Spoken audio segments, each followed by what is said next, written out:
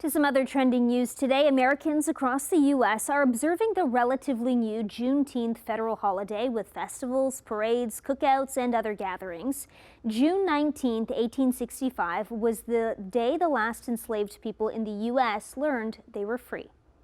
On a long holiday weekend seen by many as a reason for a party, others are urging quiet reflection about the end of slavery and the treatment of Black Americans throughout U.S. history. Juneteenth is to commemorate the emancipation of enslaved African Americans.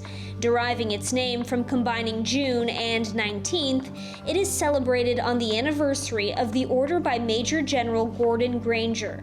Historians say on June 19, 1865, in Galveston, Texas, Granger and his men informed enslaved Americans that they were free from slavery after the signing of the Emancipation Proclamation by President Abraham Lincoln more than 2 years earlier. And what a blessing that our hometown here is the birthplace of Juneteenth.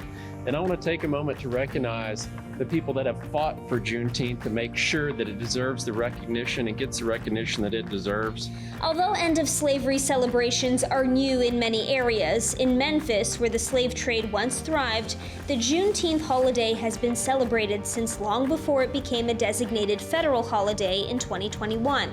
President Joe Biden signed the Juneteenth National Independence Act into law in June 2021, making Juneteenth the 11th federally recognized holiday in the U.S. But the holiday was marked by gun violence and tragedy. And out of nowhere, it was like a major gunfight for like 30 seconds. I'd say 60 plus, rounds. And you could tell it was like two different, groups of people shooting at each other. Dozens of shell casings litter the parking lot of a strip mall in Willowbrook, Illinois, outside of Chicago yesterday, where shortly after midnight, at least 23 people were shot. One person is dead. Seeing what was coming down the street, and I knew we were going to have a significant response to the area. Victims were taken to multiple hospitals in DuPage, Cook, and Will counties. The ages and conditions of victims are not available at this time. The motive behind this incident is unclear. Eyewitness footage shows the aftermath of the shooting incident with heavy police presence at the scene.